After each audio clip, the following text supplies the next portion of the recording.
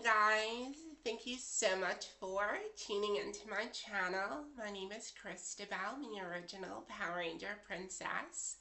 But on this channel, I'm Princess Power Ranger. Ah, my goodness. I'm always so happy when I get to sit down and actually shoot a video.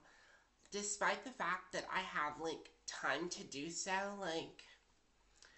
I feel like mentally I've just been in such a block that whenever I do get the courage to sit up and shoot, I always feel so happy because I feel like I'm finally getting to connect with you guys again.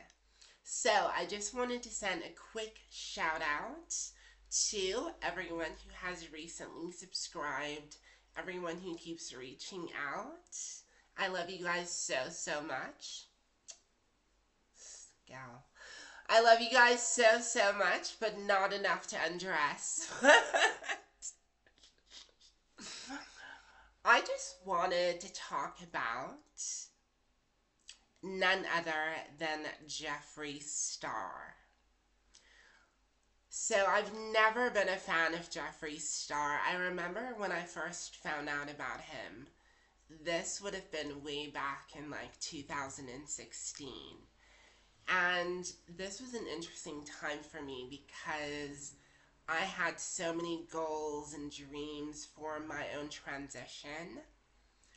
And I was watching, different influencers. Excuse me, like Gigi Gorgeous, and it was mainly Gigi Gorgeous, and Princess Jules. And I remember there was this other one called Beatrice. I used to love her. Leah Bad, all of them. That's when I really started getting into a lot of the trans influencers.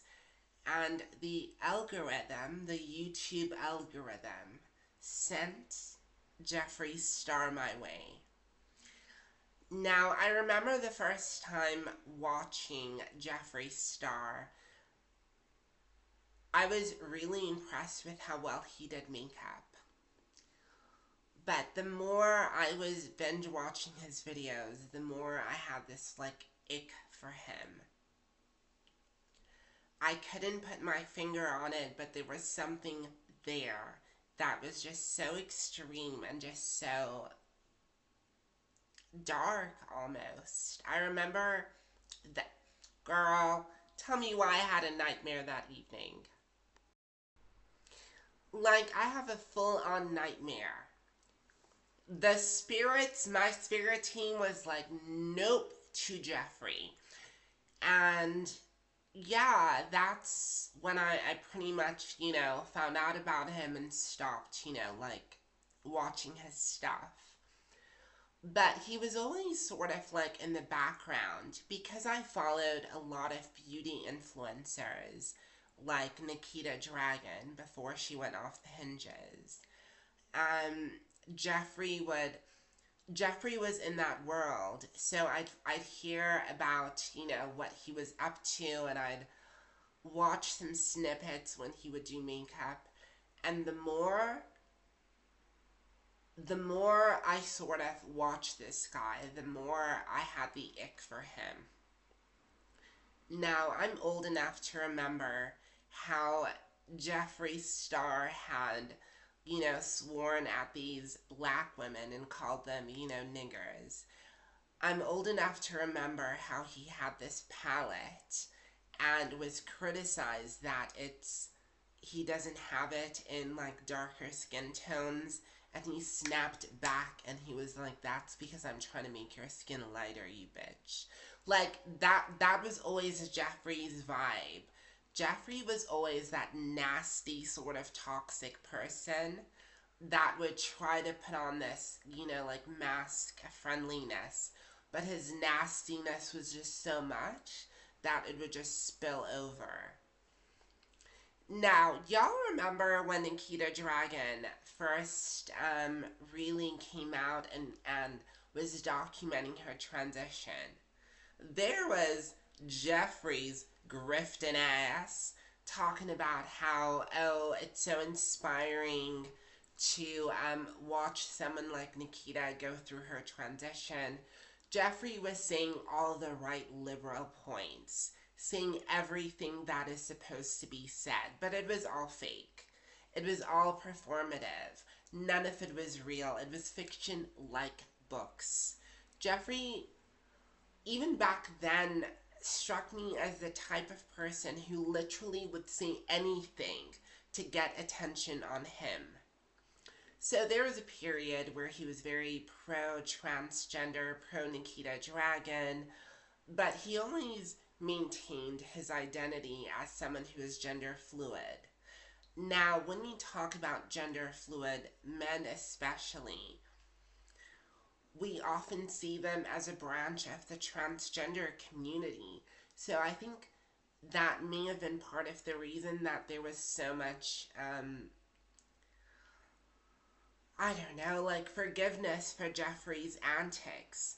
Never mind that he was like a documented racist.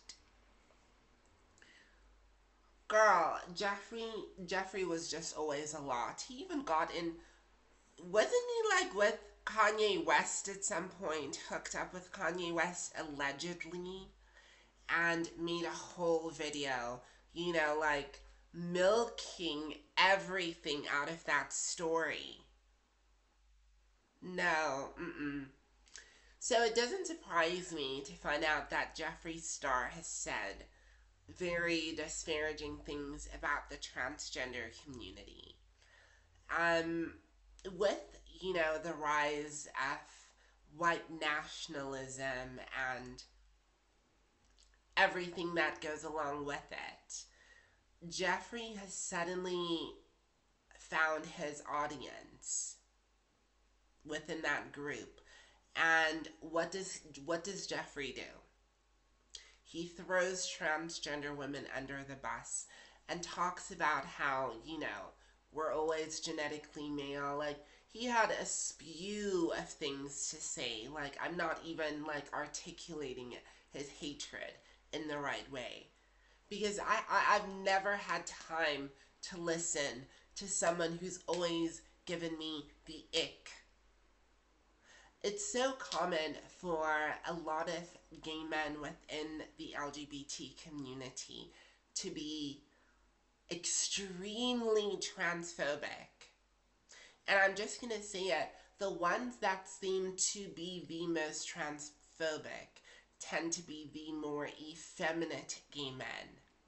Like, let's just think about that for a minute. Within the gay community, the gay men that are able to perform masculinity in an atypical way and are considered desirable tend to not be as transphobic as those that, I don't know, are a little bit more flamboyant or are secret cross-dressers themselves. The ones who hate trans women the most are the ones who have not yet made peace with their own femininity. So it doesn't surprise me at all to find out that Jeffree has always been hating transgender women. I've had so many experiences where I tried to connect and befriend a lot of different gay guys, and without fail, the transphobia comes out. And I think the reason the transphobia comes out is because gay men essentially, they understand and they see themselves as an oppressed minority within the world. And because they see themselves as oppressed, for whatever reason, they cannot empathize, some of them, not all, with the struggle of transgender women, in that they see it as it's one and the same thing, but you're just a little bit extreme. And the truth of the matter is, no, it is not one and the same thing. I'll explain like this. Transgender women statistically, especially transgender women of color, are more prone to violence, especially by their significant others. They're more prone to being unalived. We have the highest self-unaliving rate out of any demographic. Society overall has given more acceptance towards gay men and lesbian women than it has to transgender women. Unfortunately, we're the ones still being scapegoated, we're the ones still being attacked, we're the ones that are likely to be more discriminated in the workplace, more discriminated by family, more discriminated even just walking in the street. We're the ones who face the most backlash for our identity. But still, like within the gay community, they see it as, yeah, like it's one and the same thing. And will sometimes take out their own like they'll take out their own misogynoir, take out their own misogyny on trans women. They will see us as a punching bag for all of those feminine qualities or things they wish they could do. They'll take all of that hatred out on us. So yeah, no, it makes sense that Jeffrey is busy being Jeffrey. It does not surprise me. What shocks me is that you guys still followed him. Never mind that this person was a documented racist. No, y'all, mm-mm.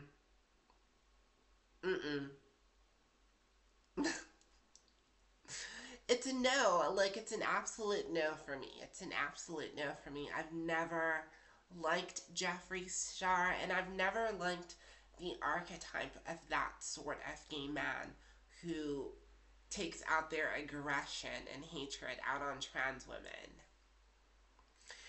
And another thing, like, I think another reason a lot of super effeminate gay guys will come after transgender women, or gay guys who feel they cannot express their femininity will especially come after trans girls.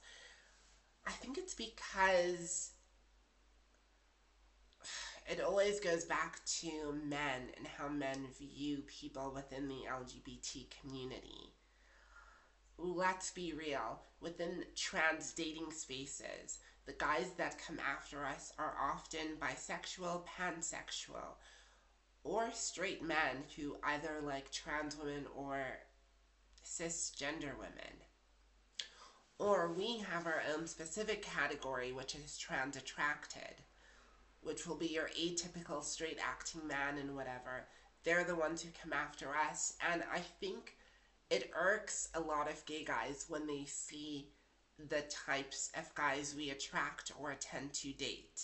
Because in their minds, it's kind of like, oh, if you're gonna go for this tranny, why don't you just go for me? Like, and I'm just always like, babe, it is not a competition. I would gladly give you the men that come after me. Like, I'd give you a quarter of them, and you would not know what to do with them. So I'm always like, why must we fight? Why must we fight when the world is already fighting us? Why can't we just be what gay actually means, meaning happy? Happy within ourselves and happy for other people, and not bashing other members within the alphabet community. I cannot stand it when gay guys want to show off in front of their like racist, transphobic, homophobic friends. Girl. Anyways, if y'all still follow Jeffree, I don't know what to tell you. I'm sorry your boy's out here disappointing y'all. Anyways, thank you so much for watching my video. I love you guys so much, and thank you for letting me vent. I will see you in the next one. Don't forget to like, comment, and subscribe. Alvina Zane.